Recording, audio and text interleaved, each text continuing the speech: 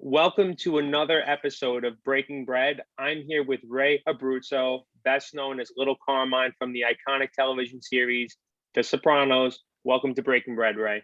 Nice to be here, Anthony. Nice to see you again. It is nice to see you again, too. I'm so happy to have you on, and I'm thrilled, especially with all the buzz going around the Many Saints of Newark. And that was my burning question out of the gate. Have to say, what did you think? You're assuming I saw it. Yeah, I am assuming that you saw it. Well, I did see it. I did. I'm hesitant to say what I thought. The thing about David Chase is he never gave everybody exactly what they wanted. Everybody loves The Sopranos, and now everybody's stepping back 14 years later, new people finding it. Oh, it's the great, perfect. But I go back in time, and I remember certain seasons would end, and the people would be, that was the worst season finale ever. I hated what he did there. What was with that dream? Oh, I hated that storyline there. And people got angry about everything. It shouldn't have ended the way it did. So everybody always never gets really what they want. I think that's kind of part of the genius of David Chase. Yeah. If you want to know the truth, he writes what he wants to write, and you like it or you don't. And, for 6.5 seasons of the 86 episodes, ultimately, there were some people didn't like, but in general, it was liked, and it still is. And I'm just mostly, Anthony, what I got to say is I'm so blown away by the legs that The Sopranos has. I mean, especially in the last year, the pandemic really had a resurgence with The Sopranos. People were binging it all over the world, not just in the States. And then with all the buzz about Many Saints of Newark, I think in the last few weeks, people were just binging 86 episodes straight at The Sopranos, so they'd have so they could look for every little detail in Many Saints that they wanted. So I'm just amazed at the longevity that the Sopranos has. And I think, there's a line in the episode where we have the premiere of Cleaver, right? At the end, Tony says to Christopher, no matter what else happens in your life, you did this, and people are going to be watching this for 50 years or something to that effect. And, he was kind of talking about Cleaver, but I think it was really talking about The Sopranos in general. And I think that really has come to be true. It's really funny that you mentioned Cleaver, because I saw someone post this. I'm not sure who it was, but I saw that there's this theory that the Many Saints of Newark was written by Chris Moltisanti. I think a few people are saying that. I think that they're just maybe taking a shot at the script of Many Saints. I think that's snark more than anything, more than anything else. At least they didn't say it was produced, because the production was pretty good. So maybe it was produced by Little Carmine, Lupertazzi, right? Because the production values are great, and it was directed beautifully by Alan Taylor. People have problems with the storyline. People wanted to see different things. Even I did. Is it okay I don't want to have any spoilers on? I'm pretty sure almost everyone's probably seen it by now. So okay. When you first see, he's in the phone booth. He's trying to get in touch with Dickie about to buy some beer or something, and there's a kid standing behind him, and there's a girl standing next to him, and then he calls her Carmela. Right. And then she kind of turns to on the camera, and I go, oh, I want to see this. I want to see this romance blossom. I really want to see how they got together. And then that disappeared. So for me personally, I was disappointed in that. I really thought we were going to see it. It didn't have to be a lot. It didn't have to be a major storyline, but I would have liked to have seen them together a little bit, because let's face it, that's 50% of The Sopranos was Tony and Carmela and the family. So it would have been would have been nice to just get a little more of a taste. So David, if you're watching, I was disappointed that there wasn't a little bit more Carmela, because at one point she did turn to the camera and you kind of saw the blue eyes, and I just thought, oh, that's good. That was good casting, I thought, and I really wanted to see where that went. But there you have. I'm just giving an example of how everybody had different expectations, and I don't think anybody got exactly what they wanted. I hope David got what he wanted. He had a story he wanted to tell, and that's the leeway you always had to give David Chase. With the ending of The Sopranos, from the very beginning of The Sopranos, it was a story that he wanted to tell, and that's the story he told, and we bought it. And fortunately, I was in it. So there you go. Just to backtrack a little bit, if David Chase was actually watching this, I'd probably pass out with joy. Like I'd be over the top and over the moon. I'm already ecstatic that I'm talking to you, like, because I'm just thinking about it, like from the perspective of a fan. I mean, I'm like one of the guys that's got like the Sopranos cookbook. Like I'm like obsessed a little bit. And I see the shirt you're wearing. Yeah, you got and the shirt. Yeah. But we've met before. Let's not lead people on. Let's not think True. that this is our first go around, you and I, Anthony. We go back a certain way, and we have several connections beyond having met before.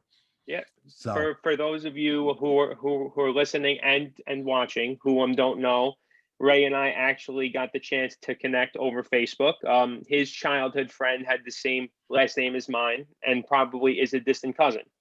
So like we got to connect that way, and it was really cool. Like when like you're seeing that little Carmine is on your Facebook. I'm just kind of like, as like a fan, I'm just like, holy shit! Like as I'm watching you on the screen, on the Sopranos and like Mad Men, I never would have thought that I'd be talking to you over a Zoom or a podcast. So it's really truly elating as a fan.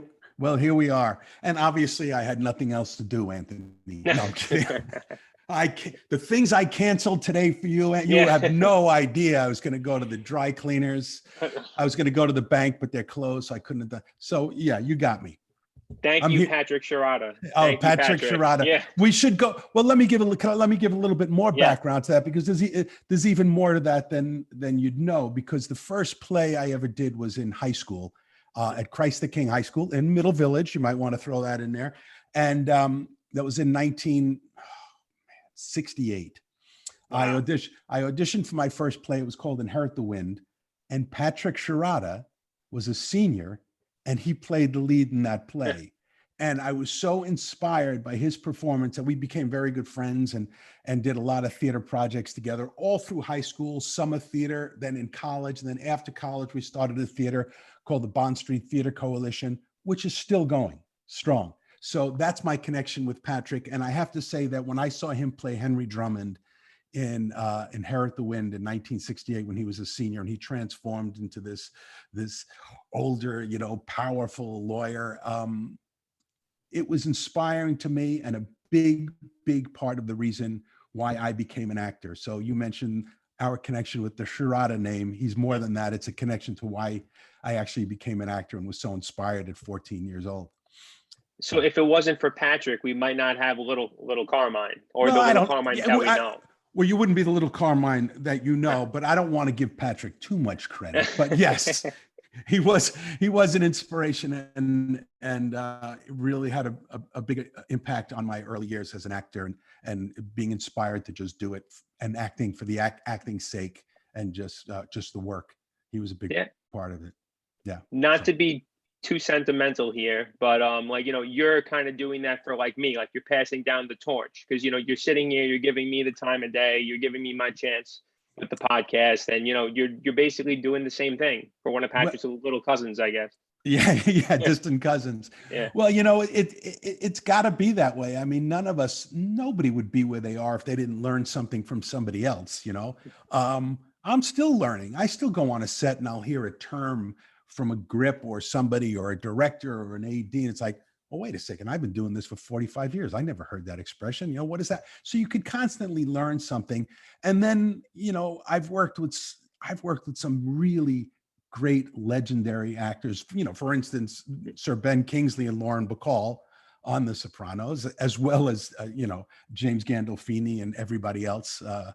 But I've worked with, Richard Crenna and James Earl Jones, and Dick Van Dyke, and, a lot of big names, and Allison Janney, I just did a movie with before the pandemic, and you learn from everybody. And, when I've worked with some of those big stars, I mean, James Earl Jones, he's been around forever. He's done everything. And when you could still learn, and he was still so humble, and he was still just an actor, that's what I realized. We were working, and he was just an actor trying to get it right in that scene. It was in that moment. We just want to, and you're always learning from somebody else. And that's the only way to grow, and it's the only way to get any better.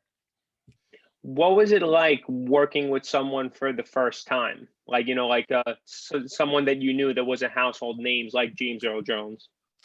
Well, first of all, he's got that voice. Yeah. And all he has to do is say good morning to you, and it's this is CNN, and it's Right. Star Wars. Luke, you are, it's everything, and you're his voice, your whole body. I don't know if it's like tuned to the tone of my body, but your whole body kind of vibrates when he just says your name. So there's a real presence that he had, but then there was a gentility and humility. That just, like I said, all of a sudden you're sitting down, you're just two actors working on a scene. And I felt that way with Gandolfini. Anytime I work with Gandolfini, I mean, at that time, I didn't come on till season 4. So he was already, in the stratosphere of fame all around the world. And again, he also had a similar presence to James Earl Jones. He walked in a room and everybody looked, it was like that E.F. Hutton commercial. Everybody just freezes when he walks in because he had that kind of presence. And my first scene was a sit down, a one-on-one with him. And he could be very intimidating at first, as his character was very intimidating to begin with. But my first scene, I could not be intimidated by him. I had to be at his level, or even thinking that I'm above his level in the acting of the scene. But with all the great actors, it comes back down to you just two actors working on a scene. And I got that from Gandolfini. I got that from Ben Kingsley, Sir Ben Kingsley. I got that from James Earl Jones or Dick Van Dyke or anybody else, all the good ones. And then you'll come across actors of less note and less fame and less talent, dare I say, that don't have that feeling. You don't get that feeling that we're just trying to make the best scene. It's like they're trying to do their thing and the hell with you. But the greats that you learn from are the ones that you realize you're just trying to do the best you can and help each other and help the grips and help the prop guys and make it easier for everybody else to just make the best product. So that's what I learned. That was very well said. That was very well said. So as the audience knows, Breaking Bread is an Italian American podcast. Everyone who comes on has some sort of Italian heritage or connection to Italian heritage. Ray's just a little bit Italian, a little bit. Well, some of my best friends are Italian. Let's see, that would have been all 4 of my grandparents: my mother, my father, my sister, my brother. Yeah, all 4 of my grandparents came over from Sicily, as I think we've discussed. Yeah, so I have a little bit of, yeah. And they're from Sciacca, right? My father's family was from Sciacca, and my mother's family was from outside in Palermo, outside of Palermo. Now, from the last time that we spoke, you had a pretty interesting story about your pilgrimage to Sciacca, and I'm sure that the audience at Growing Up Italian would love to hear it. You want to hear it now? Yeah. I guess it was quite a few years ago. I had got a friend of mine. I don't know how it came out. She was talking to a reporter or something, and she said that I always wanted to go to Sciacca. And then this reporter, in a little article in Sciacca, wrote that I had that's where my grandparents were from, and they wrote a little article about it. And then I got invited to come to Sciacca because they have this literary award, and they invited me to come if I could come at that certain period of time. So I have a nephew who I'm very close with, who also speaks fluent Italian, which doesn't hurt. And we decided to meet up in Rome and then go down and do some traveling and go to Sciacca for this event. And it was amazing. The whole, it's a small fishing town, but to stand on a fishing dock where I knew that my grandfather sold fish or brought in fish, it was something. So the reaction was so visceral. I mean, you could feel it, and the people were just so welcoming. And there were so many coincidences that happened on that trip that were just for instance, we're traveling from Rome. I don't know how much time you have. We're traveling from Rome to Palermo, and we're waiting at the Rome airport. And because it's Rome, there was a 3-hour delay. The plane was delayed to fly to Palermo. And while we're sitting there, I see a guy wearing a Santa Barbara, California t-shirt, and he's sitting next to a magnificent looking woman. And then my nephew is from Santa Barbara. So we were going to talk to him, but we didn't. He was reading. Then we get on the plane. We're boarding the plane. And I'm sitting at the window, my nephew's in the middle, and on the aisle seat was this very distinguished gentleman, all dressed in black, his hair slicked back with these little glasses, and he's reading, looking very distinguished. And the guy from Santa Barbara sits on the opposite aisle with the Santa Barbara sweatshirt. California, that's Santa Barbara, California. So the flight takes off, and my nephew asks him, "Are you from Santa Barbara?" And he says, "No, I am a chef and I cook in Santa Barbara at a hotel, but I am going home to get married." "Oh, great. Where you going?" "I am going to Shaka." We said, "We're going to Shaka." You know, it's not. So then the distinguished gentleman looks up and he goes, "I too am going to Shaka. Are you Ray Abruzzo?" I say, "Yes." He goes, "I am reading about you right now." Turns out he was from Shaka. He's an actor that lives in Rome, and Alfonso and Vinroso, and he became our tour guide and best friend for everything that we did in Shaka. His father was like the town historian. We couldn't have met a better person to show us around. And then we went to my grandfather's grave. You know, he died in 1934 in Shaka. So, and here we are, I guess it was about 12 years ago, to stand there. And, you know, well, when we decided to go to the cemetery, the owner of the bed and breakfast decided he had to come. My friend had to come too. So there was like a little caravan of cars, and we get to the cemetery, and they're looking in the book, and, you know, Abruzzo is a very common name in Shaka, even though Abruzzo is a region further north. But a lot of Abruzzo, all the Abruzzos in this country come from Sicily. So, but they spell it with one B or two Bs. And it could be the same family. A sister and brother could spell it with one B or two Bs, depending on who filled out the birth certificate. So it took them, we couldn't find my grandfather's grave.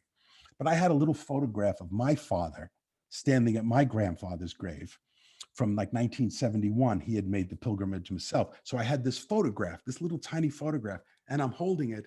And this elderly man comes over in Italian. He takes the photograph from my hand and he goes, "I know where this is." So he leads us to the, and now there's like, you know, a little entourage of people going to see my grandfather's grave. And as we approach, everybody backs off, and just without saying anything, they just instinctively backed away and just let my nephew and I go to the grave. And it was so emotional and so, I can't even explain what it was. It was, you know, you talk about a pride, Italian pride. It's not like he did anything great. He sold fish from a horse-drawn wagon, you know.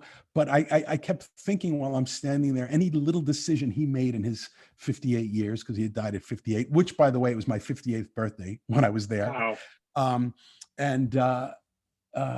I just kept thinking that any little decision he made in his life was the reason I was standing there right now, and why I'm talking to Anthony Sciarrotta right now. You know, he could have made a different decision in 1920, and, you know, 1906 or something, and this conversation isn't happening. And that just kind of flooded over me, and it was so moving and emotional, and you couldn't help but feel incredibly connected to your roots at that moment. And I've kind of held on to that since then. And then when we were leaving the cemetery, I saw that little old man, and I said, you know, "Thank you for showing me." He said, "I served my purpose."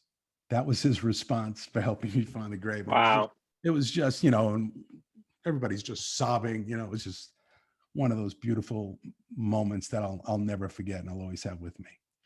That is such a beautiful story. And like, as an Italian American, you know, it's heartwarming, and I'm sure that the audience thinks it's heartwarming too. Like, I love hearing stories like that, just because, in my own opinion, I could be wrong because I am biased, but in my own opinion, like, you know, I feel like people don't talk that way anymore. So what you're saying is, you know, it really resonates. Yeah.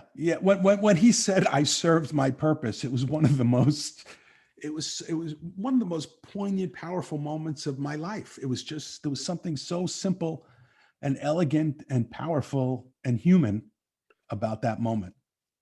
So, How would you say that, because obviously being Italian has had a big impact on your life, how would you say that it influenced your career in acting, or if it did at all? oh, it did a lot. It did very much so, in positive and negative ways, I have to say.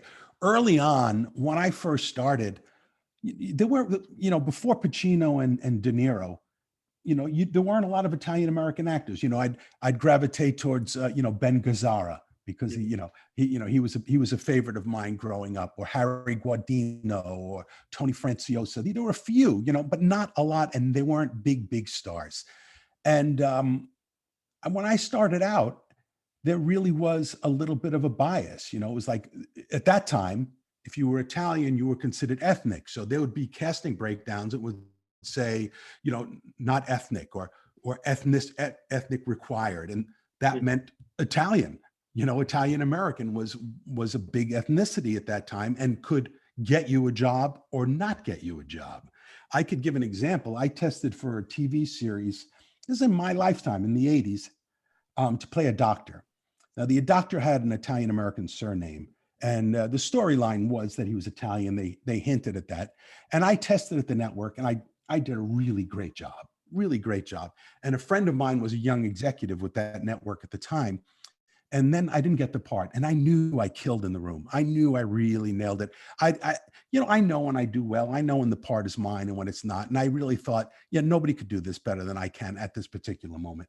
And I didn't get the part. And my friend told me when I left the room, somebody said, nobody will buy an Italian American doctor. This is in the 80s.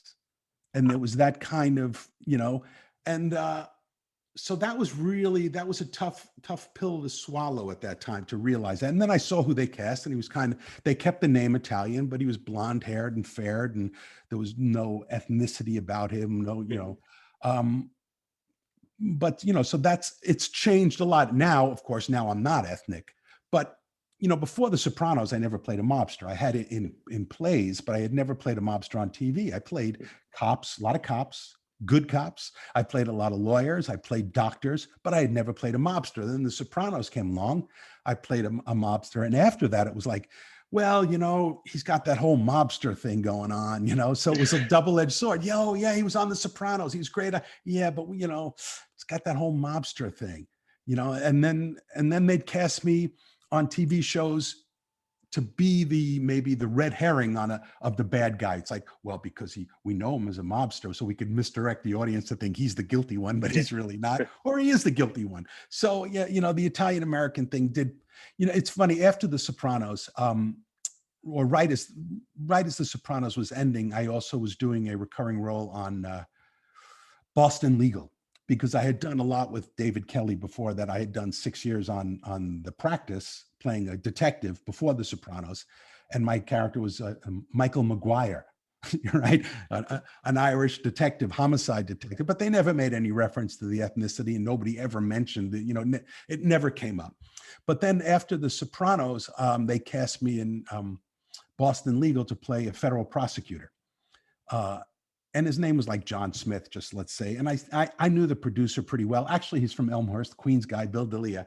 And I said, Bill, could you do me a favor? It's not important, but is it possible to give this guy an Italian last name? He said, why? I said, well, I just got finished playing a mobster, all this. And I think it would be good for people to see an Italian federal prosecutor, And he said, bing, bing, bing, new pages came down, and he had an Italian last name within like minutes. And it was just a small thing. And I actually stole that idea from Joe Mantegna, who's a friend of mine, who he had done a series called First Monday, where he played a Supreme Court justice, and he had to make the character Italian, even though there are several Italian Supreme Court justices. For some reason, it's not in the consciousness. People still think of, The Sopranos and Goodfellas and The Godfather and all that. And, those are some of the greatest movies in TV that there is, but I think it's only fair to show us in the rest of society as well. Hearing that. Did that answer your question? Yeah, definitely. And like hearing that, like, that happened in your lifetime. Like, I feel like from my generation, it's so far, it's like not even in sight. Right. So hearing that is like shocking, like it's bone chilling almost, because the odds are my nono probably went through things like that, and I mean it's crazy. Now that we're back, I gotta say you look exactly like you did on The Sopranos. I'm not saying that to butter you up, like Wow. when you joined, I'm like, this guy doesn't age. Like literally, it must be those good Italian genes. Huh? No, you want to know what the secret is? What's the secret? Backlighting. Yeah. That's this. I've discovered that the secret to aging gracefully is Yeah. backlighting. No, no, I'm fortunate, but it is, I think I started in 2002, I think was my first episode. So it's like, 17 years ago, 18. Ooh, wow. Time is flying. Yeah, but I feel older. And if you look closer, I am older, but it's all my real hair, my real color. I never colored my hair, if anybody's asking. Yeah, I think Italian genes has something to do with it. And, I live kind of a very simple life. I've never been I'm not going to say never, but I don't smoke. I've never smoked. I'm not a big drinker. It's not that I don't drink. I'll have, I could beer once in a while, but and I have a pretty easy lifestyle. So I think that and the genes has a lot to do with it. Amen. And thank you, by the way. Yeah, absolutely. Any chance that it's just like the bright California sun? You got the hell out of New York. You don't have to deal with that anymore. Well, I think maybe, I lived on the beach for a long time out here. So I really got a lot of sun. And I think I'd probably look younger had I not done that. I see the effects as the sun, when it's happening, you think, oh no, this looks great. You don't think, yeah, but in a few years, what that's going to look like. And plus it's not really healthy, I say. But I think the lifestyle out here had a lot to do with me. I feel younger. I still feel like I'm striving. I never really felt content, yet here's the thing. I decided early on, I came out here with a lot of other actors that came out around the same time, and some of them just got so bitter, and when I was in New York, it was just, you'd sit with actors. We'd all sit with actors. And that was beautiful. That's that kind of starving artist thing. But then as you start working and working, when people are still so intense about getting their next job, and that's all you talk about, and then you don't get it, it's easy to get bitter. So I decided early to find things in my life that make me happy and give me some joy outside of the business. Because the odd thing about being an actor is you need somebody else's permission to do it. It's not like if you're a songwriter, you wake up in the middle of the night with an idea, you write the song. As an actor, I wake up and then what am I going to do? A monologue in my living room? It's not. So it's so easy to get bitter and jaded, and that has a negative effect on you. So I decided early to always have something else in my life that I find some joy in, that I have control over. For a while it was kayaking in the ocean. Now I ride a horse regularly. Whatever it is, it could be very simple, but it's got to be something that you find joy in that isn't dependent on other people. And I think that really helps keep you young, and because nothing ages you like bitterness. Yeah. Well, if you want to write that one down, that's a good one. Yeah. No, that sounds like that it's going to go on like my like fridge magnet. Like, nothing ages you but bitterness with a little sun. Yeah. It's not quite, you're at the precipice of an enormous crossroads, but it's you beat me to it. I've been dying to say that. I've been holding it in. I'm like, don't say it. He probably gets it all the time. He gets it all the time. There's so many I get. It's truly remarkable. And I always have to tip my hat to the writers, because they just kept them coming, and mostly Terry Winter would just come up with the greatest ones. And then there are one of the lines that's quoted back to me at the time, we didn't realize was going to be one of those lines, because it wasn't necessarily a malaprop. And I even talked to Terry about 2 months ago. We were on the phone. I said, I got to tell you, everybody throws this line at me. He said, I don't even remember writing it. I knew he wrote that scene. He says, I don't even remember writing. It was just a line. And it's your brother Billy, whatever happened there, whatever happened there has become like a tagline to every, I'll post a picture of a horse and somebody go, oh, the horse, whatever happened there. I was in Hawaii a couple of weeks ago shooting a film, and I put a picture of Hawaii, and people write, Hawaii, whatever happened there. And it's not even one of his malaprops, but it was just such a defining moment in the show, because actually everything flips at that moment, because that line alone, he was just about to broker peace between the two families. If he doesn't say your brother Billy, whatever happened there, they shake hands, there's no war, the show's over. Yeah. So that whatever happened there actually had a lot more ramifications than we ever anticipated. But I just remember saying that line. It was just so much fun feeling the tension between Phil and Yeah.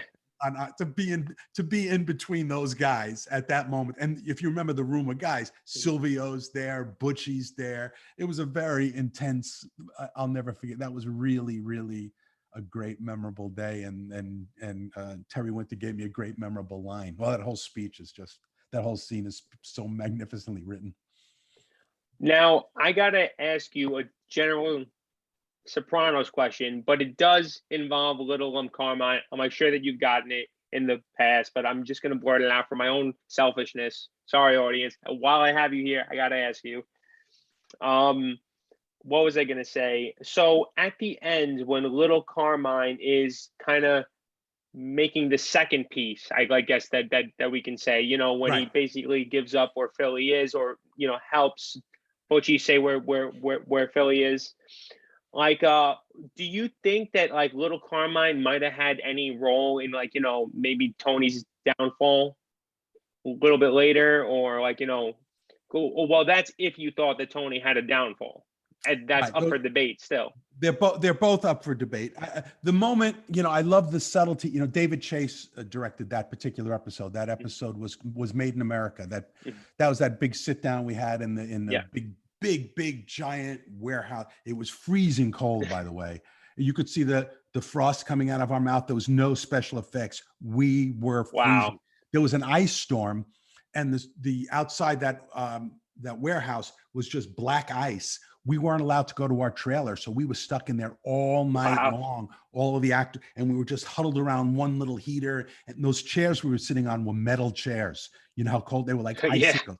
And I just remember really shivering. And Jimmy kept making fun of me for being, oh yeah, California boy. You can't take the cold, because I was the only one from California. But the subtlety of that moment, and that's a pure tribute to David Chase, is when he says Butchie to let him know where Philly is, and Butchie kind of just looks up at me, and I give him the smallest nonverbal go ahead, which is very, it's deep, and it shows that Carmine still had his hand in it, and still had the respect. I mean, like he says to Tony, you never thought you'd mutter those words when he says, you have our support, step up, Carmine. He was pretty self-aware. Little Carmine, I think, always self-aware of his position in the family. I mean, he was blinded by wanting the power, but then he realized, it's not for him and it's not for his family. And maybe he doesn't have what it takes to do that. And, it wasn't, I don't think it was a weakness to say that he didn't have what it takes. I think it was more of an integrity and a humanity. But that's my take on it. But no, he was still, I think he was definitely involved in Phil. Now, whether he had anything to do with Tony, which was your question. Yes. I personally never buy that Tony was whacked at the end. Really? No, my opinion always has been that life goes on. He's always going to be looking at the door. He's always going to wonder who that guy is. It's always going to be the threat. But at this moment, he's with his family. It's one of the happiest moments they've ever had.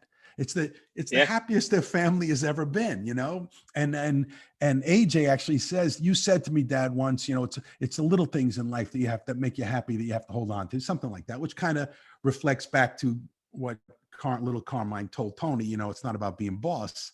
It's about being happy. And I think that kind of resonated. And I think my point is, I think David Chase's point in that last scene, it's called Made in America, like we said.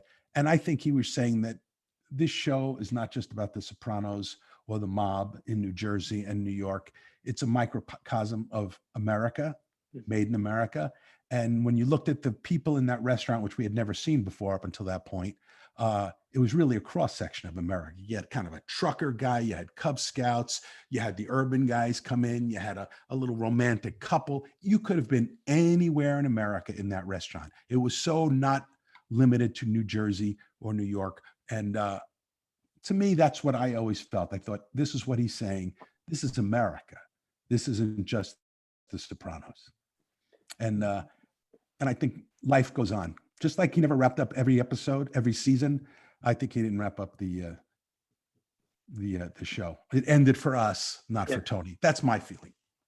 That's brilliant, that take on it, just because I kind of see what you're saying, like the Made in America thing, because the like Sopranos, like I don't think that people realized it then, but looking back on it now, like as someone, I did live through that time. Like when my parents would watch it, they would banish me upstairs, Right. because I was too little.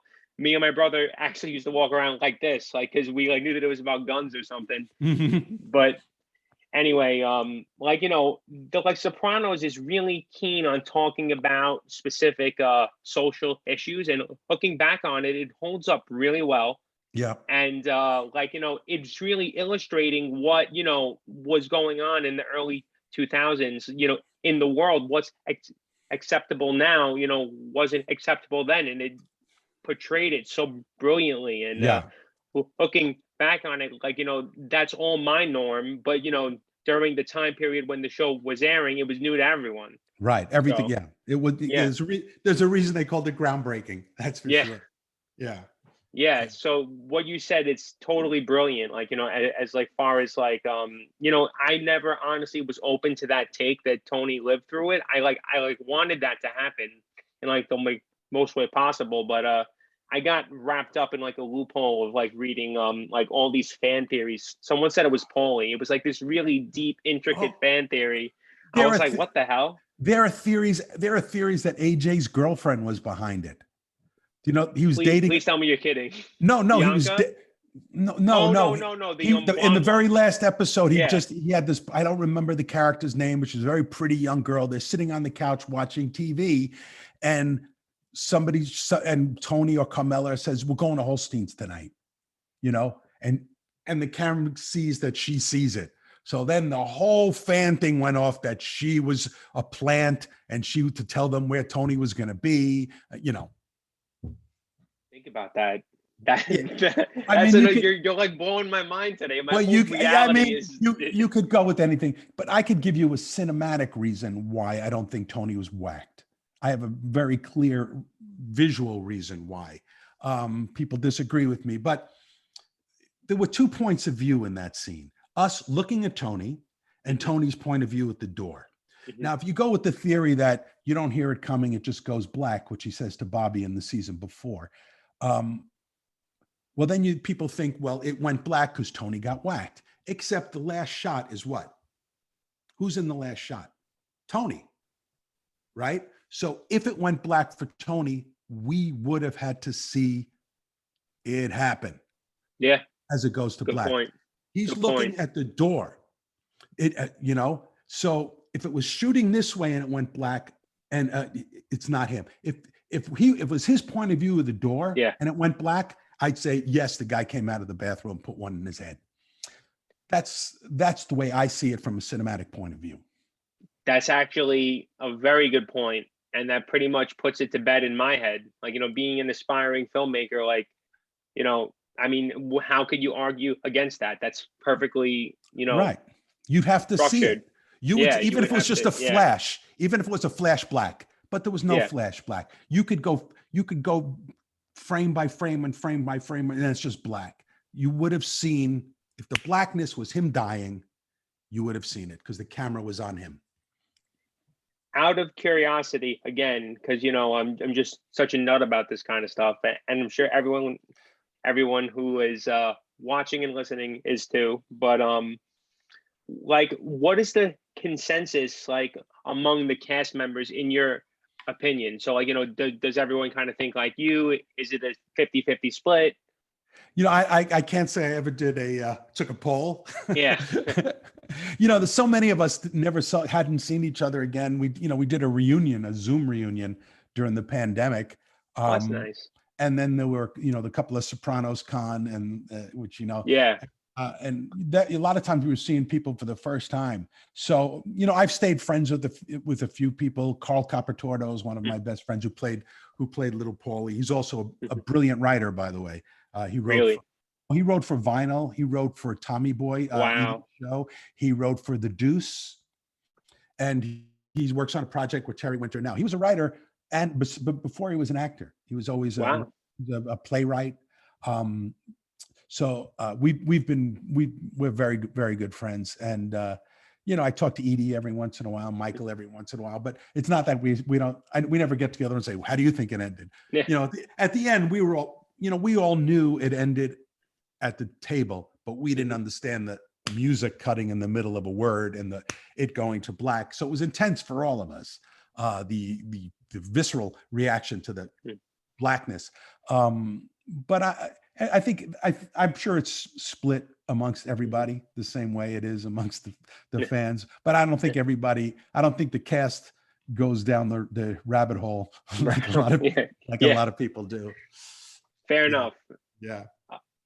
There's I did see this one interesting article to move away from the ending now, because I'm not gonna throw all these fan theories at you, but to move away from the ending, I didn't get a chance to read it. I just saw the headline. It could have been clickbait.